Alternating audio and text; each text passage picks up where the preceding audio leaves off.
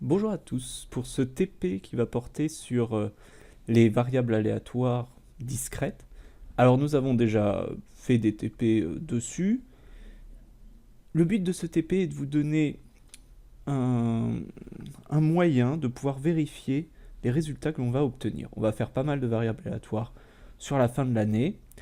Le problème en informatique, quand on veut vérifier qu'on donne bien quelque chose d'aléatoire et surtout qui suit bien la loi euh, attendue, et le problème en général pour étudier les probabilités, c'est que les probabilités sont des expériences qui nous donnent un résultat, et ce résultat peut varier. C'est-à-dire que même si vous avez une probabilité très faible d'obtenir un résultat, en le lançant une fois, vous pouvez tomber dessus et vous dire « Ah tiens, j'obtiens ce résultat ». Par exemple, voici un site qui permet de lancer des dés. Bon, si je lance, j'obtiens un 6. Voilà. Qu'est-ce qui me dit que la probabilité de ce site est bien uniforme, c'est-à-dire que j'avais autant de chances d'obtenir un 6, un 5, un 4, un 3, un 2 ou un 1. Alors évidemment, je peux le lancer plusieurs fois, on va voir qu'on obtient un nouveau 6. Alors est-ce que ça veut dire que ce site a un mauvais système aléatoire, ou est-ce que j'ai juste eu la chance, entre guillemets, de faire deux suites d'affilée? Après tout, ça arrivera une fois sur 36. C'est pas non plus impossible. Là, on fait un 1. Donc il faudrait lancer plein de fois et ensuite vérifier si statistiquement, ce qu'on obtient est judicieux. Alors c'est un peu délicat, vous vous en rendez bien compte. Et donc l'objectif, ça va être d'utiliser ce TP pour voir comment on peut vérifier si les résultats qu'on obtient sont cohérents avec les résultats qu'on a calculés. La première chose à faire, ça va être de télécharger dans Canvas le TP numéro 17, appelé TP17 Canva. Vous voyez que c'est un TP qu'on va utiliser. En gros, c'est une base que vous allez utiliser à chaque fois qu'on va faire des variables aléatoires. Et on va du coup faire la première variable aléatoire pour vérifier nos résultats. Ça va nous permettre en fait de tirer plein d'expériences. Ces expériences vont être récapitulées dans un histogramme, et donc on va vérifier si l'histogramme nous donne bien ce qu'on attend de cette expérience. On va également, pour bien vérifier si l'expérience est cohérente, calculer la moyenne de ce que l'on obtient, calculer la variance, et vérifier si on obtient la moyenne et la variance théorique. Donc cette présentation, en fait, c'est juste vous présenter comment va fonctionner ce fichier et comment vous allez pouvoir l'utiliser. Donc notamment, vous aurez à faire dans Canvas le même fichier pour la loi uniforme. Moi, je vais vous présenter comment faire pour la loi binomiale. Ce sont deux lois qu'on a déjà vues. Premièrement, tout va partir d'une fonction. Une fonction qui utilise soit la loi uniforme, soit la loi binomiale, soit une autre loi qui sera donnée dans un énoncé. Et donc il faut ici entrer, alors déjà le nom de la fonction qu'on a envie de donner, comme on utilise la loi binomiale, j'ai envie de noter bino, et les paramètres. La loi binomiale, il y a deux paramètres, n et p. Vous, si vous faites la loi uniforme, il n'y aura qu'un seul paramètre, le n, si vous faites la loi uniforme pour un n. Ensuite, les instructions, c'est comment, à l'aide de n et p, je veux calculer x. Alors la loi binomiale, c'est la loi où on va partir de 0 et à chaque, on va lancer n pièces. Donc pour modéliser ça, on va dire for k égale 1 à n, c'est-à-dire qu'il y aura n expériences. Et à chaque lancée de pièces, si on fait pile, donc on va dire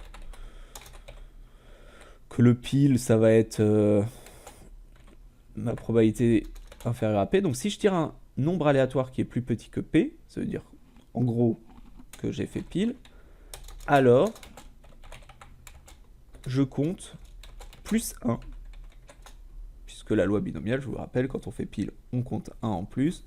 Si jamais on fait face, on compte plus 0. Alors je pourrais mettre else x égale x, mais cette ligne est inutile puisque il se passe rien. Vous voulez tout simplement mettre n. Donc cela, alors si vous ne vous en souvenez pas, il y a un cours entier sur la loi binomiale, donc allez regarder, mais cela modélise une loi binomiale. Maintenant, ce n'est pas évident. Vous voyez, Alors je vais pas lancer ce fichier parce que ce fichier je vais vous le laisser, mais je vais lancer ce fichier. Vous voyez que le problème, alors il y a déjà la moyenne et la variance qui sont calculées, donc vous pourrez vérifier que c'est bien une loi binomiale. Si je lance la loi binomiale, par exemple avec un paramètre, donc je vais faire 10 lancers, et je vais avoir une chance sur 2 de lancer. Voilà, j'obtiens 6. C'est une possibilité. Effectivement, si je lance 10 pièces qui ont une probabilité 1,5 de tomber sur pile, je peux faire 6 piles. Si je relance, je refais 6. Si je relance, je fais 4.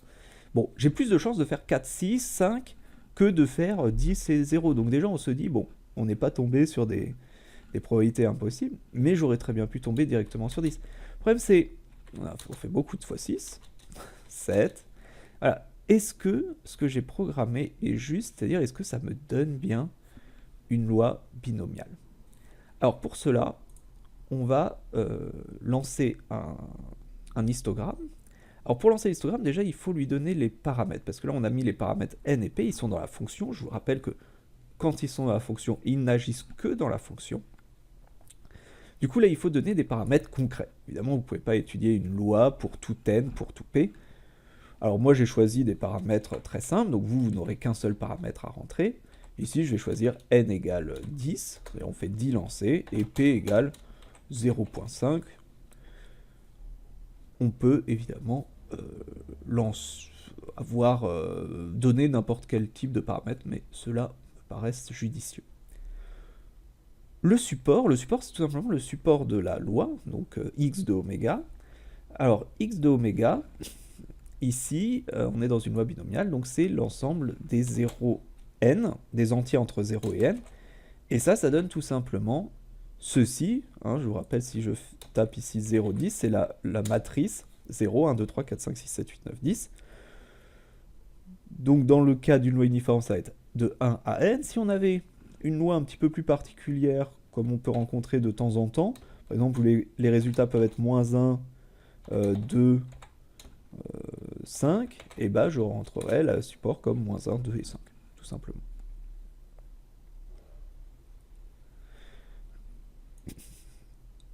Le nombre d'expériences, vous mettez absolument ce que vous voulez. Ce qu'il faut, c'est en faire suffisamment pour que ça soit judicieux. Donc par exemple, moi je suis parti sur 10 000 expériences. Alors n'en mettons pas non plus trop, parce qu'après votre ordinateur va effectivement avoir du mal à calculer, ça va prendre du temps. 10 000 expériences, c'est bien. Si vous voulez en mettre 100 000 ou 5 000, ça marchera aussi. On va créer un vecteur du nombre d'expériences. Donc là, c'est un vecteur de taille 10 000, grand X. Et en fait, ce vecteur, je vais le remplir progressivement par une expérience. C'est-à-dire que à chaque fois, je veux dire que xk, c'est une de mes expériences. Et pour faire une expérience, on va utiliser cette fonction justement. À chaque fois que je fais binôme de n et p, vous avez remarqué, j'obtiens une expérience, et cette expérience, je l'enregistre à la k-ème ligne du vecteur x. C'est-à-dire, pour quand k vaut 1, je fais une expérience, je l'enregistre sur la première ligne. Quand k vaut 2, je fais une expérience, je l'enregistre dans la deuxième ligne, etc. jusqu'à la 10 millième ligne, où j'aurai ma 10 millième expérience. Donc là, x, je vais avoir un ensemble de 10 000 expériences. Je l'ai déjà lancé en fait avec l'autre fichier, donc avec l'autre fichier, je vais obtenir le vecteur x, voilà. Vous avez ici 10 000 expériences de loi binomiale, donc j'obtiens des 5, des 6, des 5, des 7, des 4, j'obtiens des 2 des fois, j'ai vu un 2, je peux obtenir des 10, ou des 1, voire même des 0. Évidemment, ces expériences ne sont pas évidentes à voir, donc on va l'afficher sous forme d'un histogramme. Donc là, il n'y a pas grand-chose à changer, juste changer votre nom pour qu'il y ait un titre, en titre votre nom, la loi que vous utilisez, puisque là, ici, c'était la loi binomiale, mais vous, ce sera la loi uniforme, et puis les paramètres, puisque vous n'êtes pas obligé de prendre tout le temps les mêmes paramètres, donc c'est intéressant de savoir quels sont les paramètres, voir s'il n'y a pas d'erreur. Et voici ce que j'obtiens moi personnellement, donc pour mon histogramme pour une loi binomiale n égale 10 et p égale 1,5, donc on a bien des résultats entre 0 et 10, et vous voyez que cette courbe qu'on avait déjà obtenue, qui nous donne évidemment plus 2 fois le nombre 5. C'est beaucoup plus rare de faire 10 et 0, et puis progressivement ça nous donne, on a quasiment la même probabilité de faire 4 et 6, la même probabilité de faire 3 et 7, etc. Donc on a exactement ce qu'on attend. On se dit que là, on modélise bien une loi binomiale. Pour être plus précis, alors je ne vais pas vous le donner puisque ça c'est à faire, mais on va calculer la moyenne et la variance, c'est ce qu'on avait calculé et que vous aviez au tout début, ensuite on demande de l'afficher. La moyenne c'est 5, alors 0,0174, évidemment vous ne tomberez jamais sur la moyenne théorique puisque ce sont des expériences qu'on a lancées, mais il faut s'en approcher, et effectivement la moyenne c'est n fois p, donc 10 fois 0,5, 5, et la variance c'est n fois p fois q, donc ça fait 2,5 et on est aussi proche. Donc tous ces indicateurs nous disent que notre loi ici est judicieuse. Donc on va réutiliser ce fichier TP17Canva, donc gardez-le vide, faites un enregistré sous et complétez un nouveau fichier que vous appelez TP17 par exemple ou loi uniforme, et comme ça quand on utilisera les différentes lois, bah, vous aurez un fichier qui permet de tracer directement l'histogramme, on ne perdra pas de temps à se rappeler comment on fait un histogramme, etc. On s'occupera vraiment que de la loi, et c'est ça qui va être demandé souvent au concours.